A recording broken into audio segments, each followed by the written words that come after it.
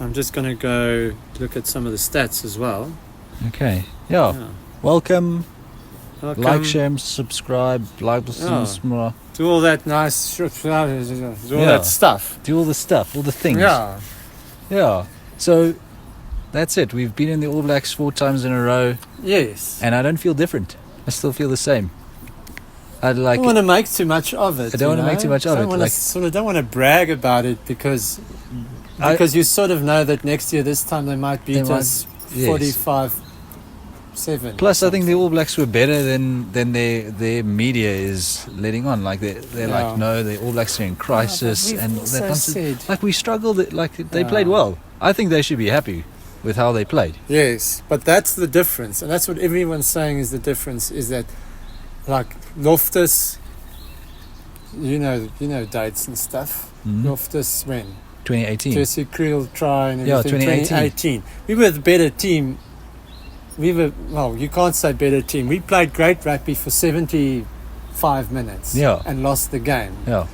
And everyone's saying that the Springboks are winning the big moments. Like, it wasn't a good rugby match. We didn't play well. Yes. We played terrible rugby. Look, let's not get negative. I just want to say that the All Blacks must calm down. Yeah. And they played really well and should have won the game. And I'm very happy with the win from our side, and it's fine margins, and I think they'll get there. I think they'll get there as well. I don't think they're like, they're behind in term. I mean, remember, this is home games for us. Yeah. We should be winning these games. Yeah. And initially I thought, don't give me that rebuilding phase rubbish. Mm. And then I saw that stat that showed the average age of our players and the ages of their players.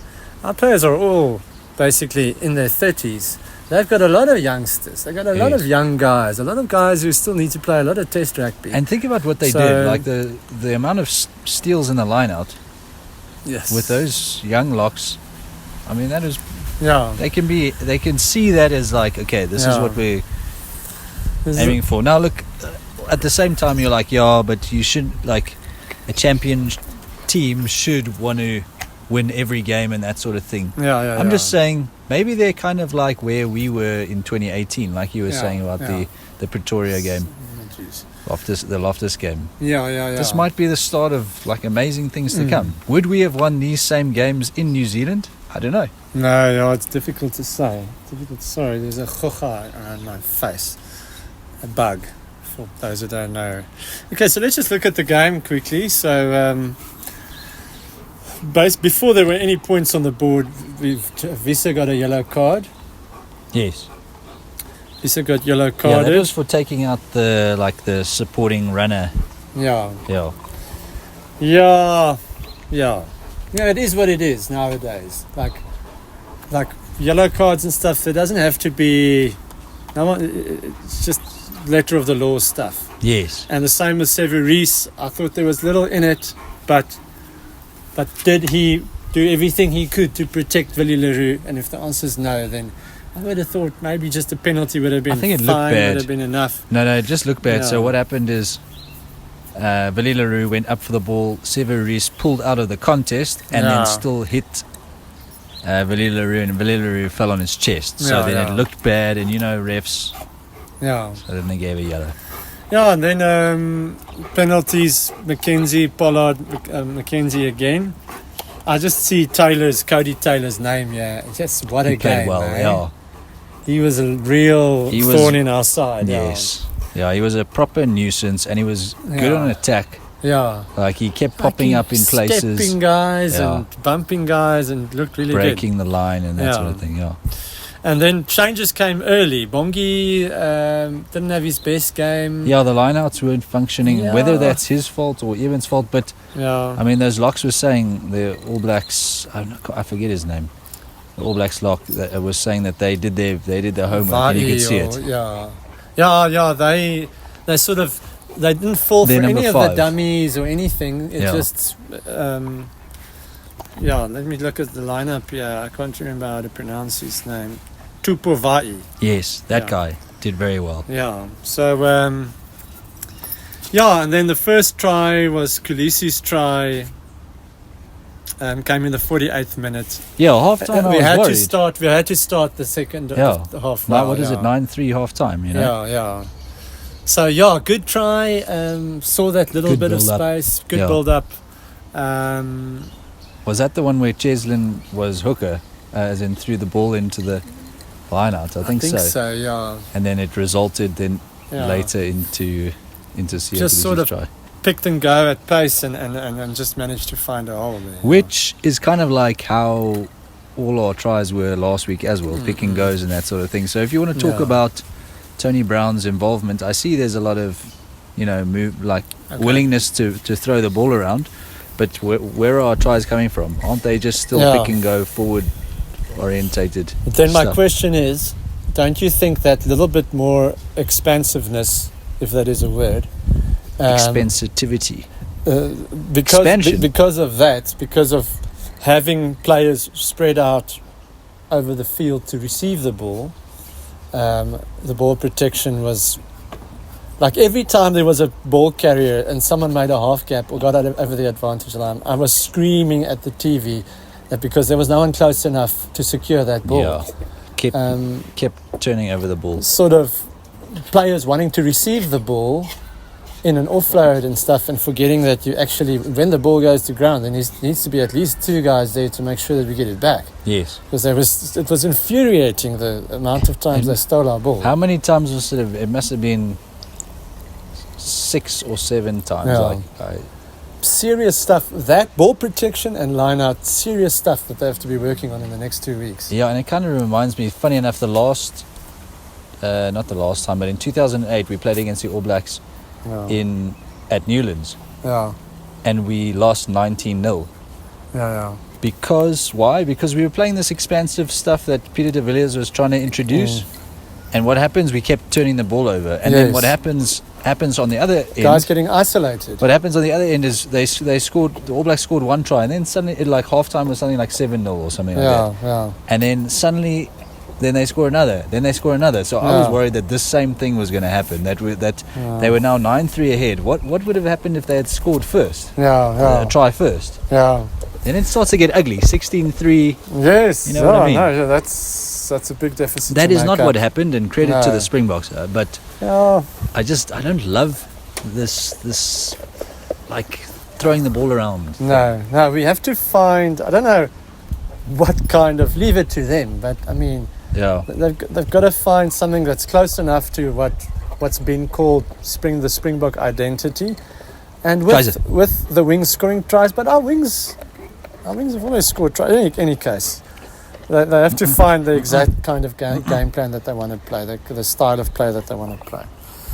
Okay, then Willie Leroux was yellow carded, lots of yellow cards, two for the All Blacks, 2 for the Springboks. Yes, that would have been a line break. Yeah. There was cover, I think, but who knows what could have happened if he hadn't, knocked that ball on. Yes. Yeah, in real time, you think for that to be deliberate, you've got to have super reflexes. In real time, you just all of a sudden saw the ball fly into the air. No, but it's not the rule. But it's not. Like when it happened, I was like, here's a yellow. That's it. And thank goodness we held out for 10 minutes and Mark scored.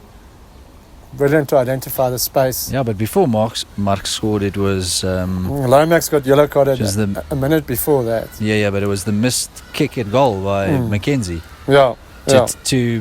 Look, that was like the 70th minute or the 71st minute. Mackenzie gets this opportunity right in front of the post to go for the All Blacks to go ahead. Yes.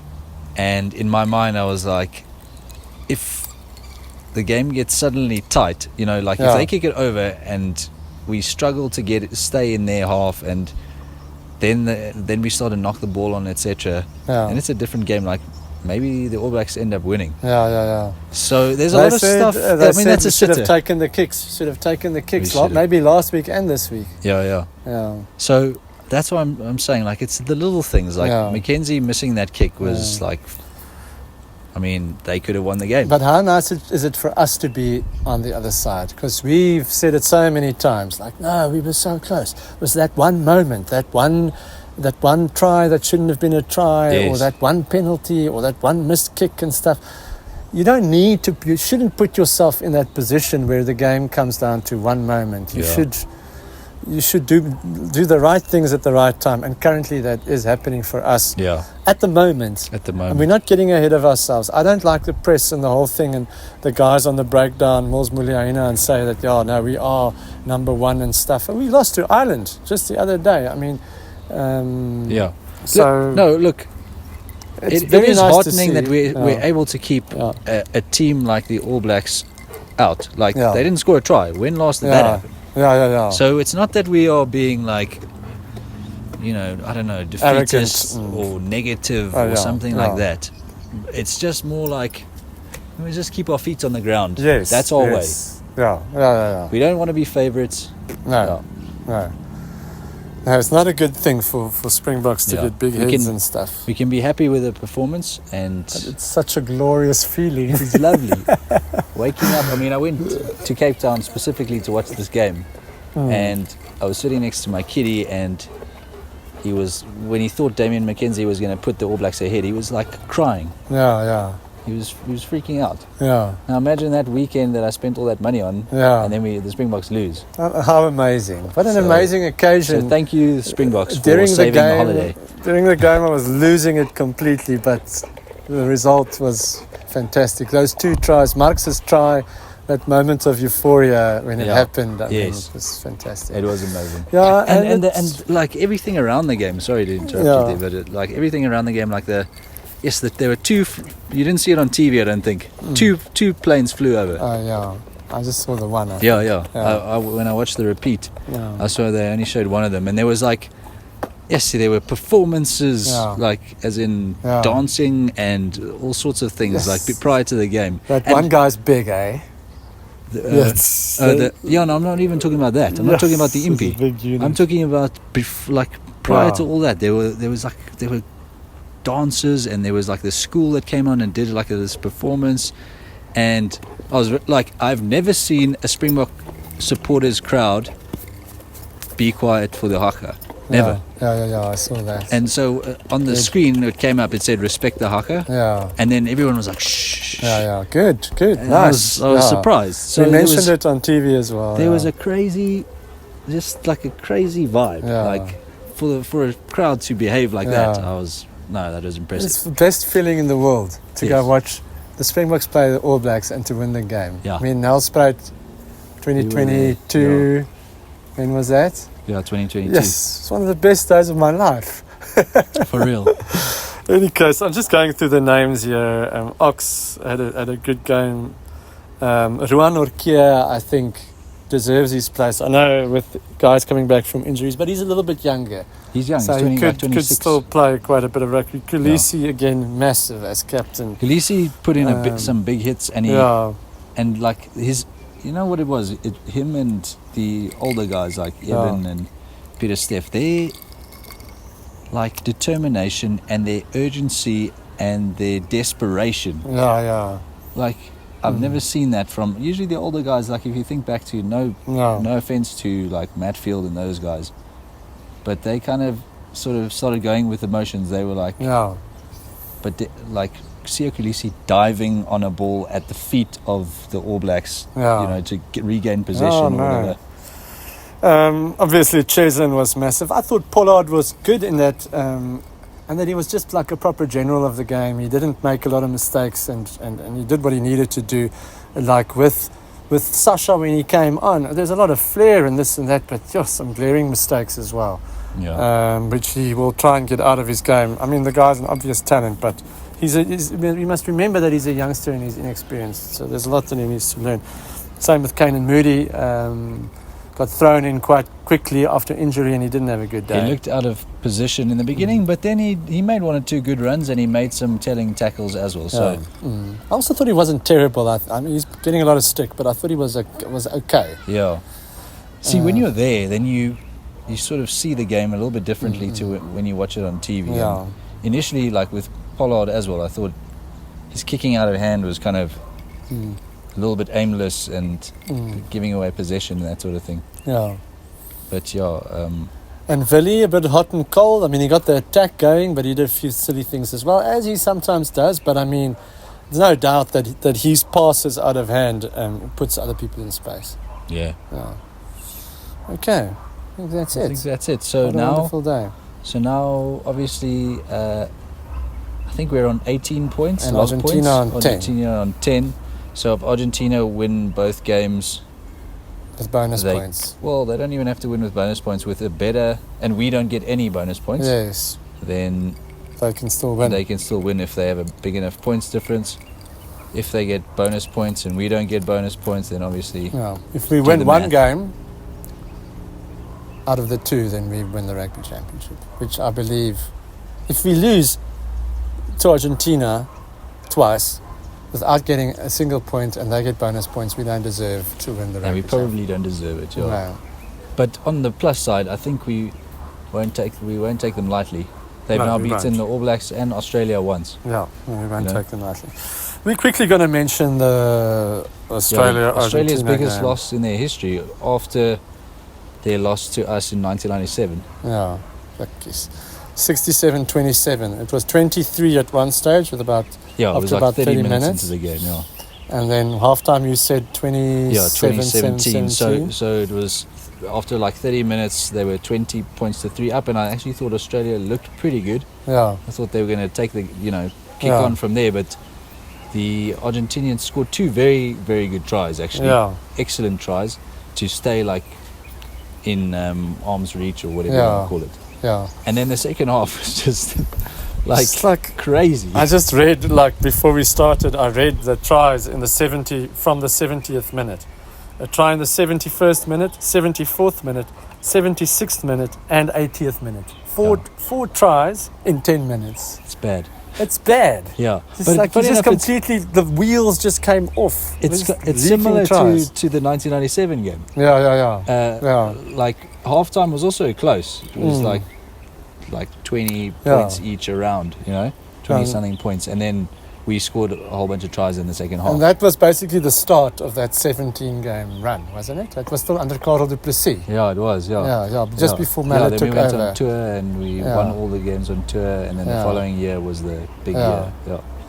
So if we beat the Irish, we would have been on a little bit of a run now, eh?